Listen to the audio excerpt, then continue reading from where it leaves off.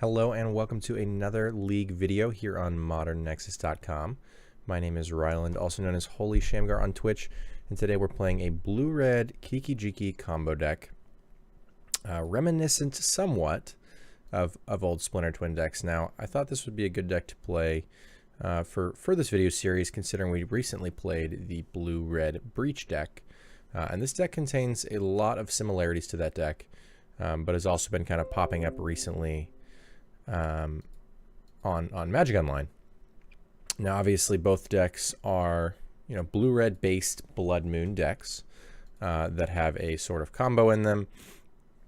With the previous Breach deck, we saw the Through the Breach alongside Emrakul with a kind of medium tempo plan behind it.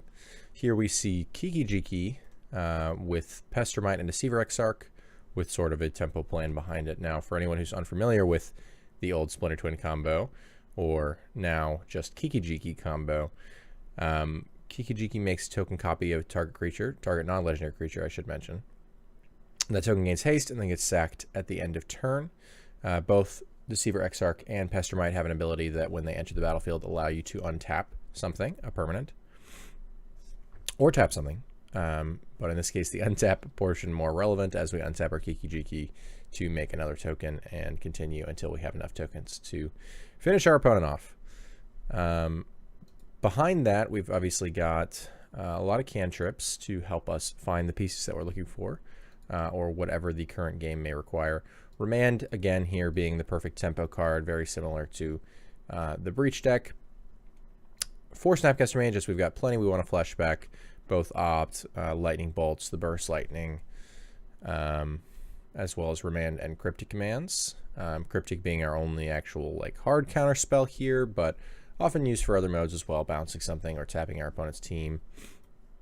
PNK Nalar as just kind of a additional threat alongside Vendilion Click and the regular suspects. Electrolyze being the one of other burn spell that we have here, and then, as I said, the 3 Blood Moons. Now, compared to the blue-red Breach deck, the thing that I really like about this deck is that instead of having 4 uncastable Emrakuls and kind of 4 Breaches that are only good if you have an Emrakul, these creatures are not unreasonable. A 2/1 flash flyer that untaps or taps something is not the worst. Obviously, it's not necessarily something we would be excited about playing on its own if we didn't have a combo with it, but our opponents are going to often fear the combo very much, and most of the games that we're going to win are just going to be via regular beatdowns. We're just going to get there with some flyers and some burn is usually how we're going to get there. PNK gives us a little bit of reach that kind of diversifies our threat base as well. We were playing with the Torrential Gear Hulk, but I think that just ended up being a little too clunky. I'm not necessarily sold on the PNK instead. It could even be something like a third Kiki-Jiki, but I'm not convinced that's necessary either. The list that I have here in front of me is less combo focused than some of the lists in the past have been. The original list that kind of popped up about a little over a month ago in a modern challenge that went 7-0 had main deck dispels, had 3 Deceiver Exarchs and 2 Pestermites, so they kind of switched this, which is kind of indicative of a little bit more of a combo plan. But they also had their Keranos main deck, and they also had the Gear Hulk. So they had somewhat of a combo focus, but also had these other threats, right? And I've shaved the curve down a little bit. I don't believe that list had a click. Didn't have the PNK, so we've kind of switched Keranos and Gear Hulk to still being threats, but lower on the curve. They also had Spreading Seas in the original list. We've added Opt, which was not present. I think having the full suite of cantrips, maybe 7 would be better, but having a large amount of cantrips helps this deck quite a bit, in my opinion. And I really like having 4 Pestermites. Deceiver Exarch, often favored for people who are trying to be more combo-oriented, as it is a 1/4, a little less fragile. Now, there aren't that many bolts in our format right now anyway. So really, it's not safer against things like Push or Terminate or Abrupt Decay, obviously, or whatever else. It's just safer against burn spells.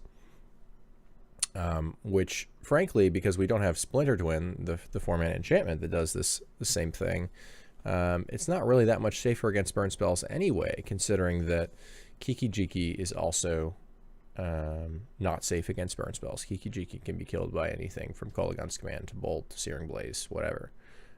So just because you have an Exarch that can't die to it doesn't mean that you're safe from those things, right? So Exarch's a little less exciting, in my opinion, than it may have been in like all-in combo lists in the past. I think it's still worth having access to, but maybe in the future that'll be something we're interested in actually shaving on. If we're only going to be playing the 2 Kiki-Jikis, maybe I should be considering a little more heavily shaving the Exarchs, but they're still fine with our primary game plan. So currently I kind of like having access to them. The Blood Moons, I mean, they're just here to buy us a lot of time, right? Since we're a blue-red deck, we can afford to play them. There are some other options if you are interested in playing this sort of deck, but don't necessarily want to be on the Blood Moon plan or don't think it's good enough for your meta or whatever. You could go Grixis, play a few more threats instead, actually get access to something like Terminate if you wanted it. You could go Teamer, get Tarmogoyf. They're a Huntmaster, I guess, if you wanted it instead of P&K. I mean, there's stuff like that where you can sort of get a little more threat dense, and change your two color deck into a 3-color deck, but then you do lose Blood Moon. It'd be hard to support. Like, Blood Moon in this deck is already hard enough to support, and you'll see that when we talk about the mana base a little bit, but we're trying to balance Blood Moon, Cryptic Command, and Kiki-Jiki, and that can really be a struggle, considering that both of these are triple costed, and when you have Blood Moon in play, basically everything obviously is only producing 1 color of mana. Either you have your islands to help support Cryptic Command or any other source to help support Kiki-Jiki. So you can't really have Cryptic on 4 and Kiki-Jiki on 5 if you have a Blood Moon in play. Now the hope obviously is the Blood Moon's buying you enough time that doesn't matter, right? That you can either not need Kiki-Jiki at all or not need Cryptic at all, or just have an extra turn between them, whatever's applicable to the current situation. So we've changed the mana base a little bit to support this, because similar to the blue-red Breach deck, I found that a lot of the lists just had too many non-islands. So we'd find ourselves with a hand of, a bunch of Steam Vents, Sulphur Falls, Basic Mountain, Cascade Bluffs, and Blood Moon, right? And obviously then you just have no blue sources. So I've upped to the 9th fetch land, upped to an additional basic island, I think up to 7, yeah. We cut a Sulphur Falls from the original list, and unfortunately cut the Desolate Lighthouse in this list. I was not willing to do that with the Blue-Red Breach deck. We still played 2 Lighthouses, I believe, but they had a lot less red mana, and that's something that's a little worse about this deck compared to the Blue-Red Breach deck, is that, again, we have to support this Kiki-Jiki, and being triple red, it's really tough. It's really tough to do that, to balance all those things under a Blood Moon. So I ended up cutting the Lighthouse from this list, which is not something I wanted to do. I think the card is obviously quite good in the archetype, but I think that the mana base just can't support it right now, and maybe that's something we'll look at in the future, especially if you go to a list that does not have Blood Moon, a 3-color list. Maybe you get to play 1 Lighthouse, and that would be an advantage of that as well. Now, the sideboard here, we've got some additional threats. P&K, Jaces. I'm thinking about changing one of these Jaces to a Chandra. Somebody mentioned that on stream. That seems like a reasonable idea. We might do that in the future. Excuse me. Sorry, my chair giving me trouble. Keranos, obviously one of the best sort of blue-red, hard to deal with threats. People can have ways to deal with it. They can have Purge, they can have Nahiri, but it requires sort of weirder answers, which is nice. We got a little bit of our own counter magic. The spells that were once in the main have moved their way to the board. We've got a negate that fits the same description. Roast alongside a Harvest Spire. I have been playing 2 Roasts. I wanted to try 1 Harvest Spire since Roast is just so awkward. It wouldn't be unreasonable to have this Harvest Spire in the main. I'm not sure where I'd want to find room for it right now. This Burst Lightning slot has been switching around as well. I was playing Spell Snare. The original list was playing Burst Lightning. I was playing Spell Snare, but wasn't really enjoying it. So maybe that's a slot that can turn into Harvest Spire someday, but we'll see. Our artifact destruction of choice is Byforce.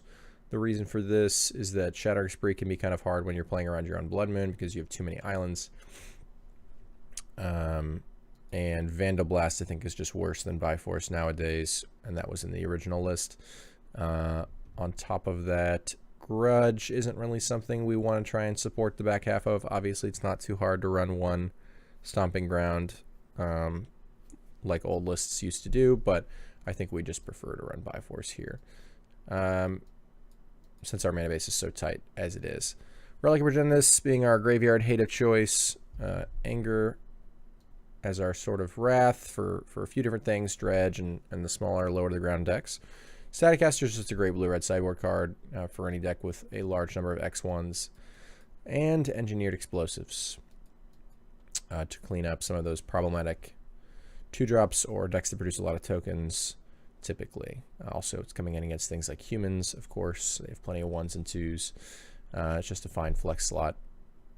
Out of the sideboard, I'm probably least interested in the second Jace at the moment. That will probably eventually get cut. I just haven't gotten around to it yet. Interested to see how this Harvest Spire plays out, but other than that, relatively happy with the board. So that's what we'll be working with today, and I will see you shortly for the first round.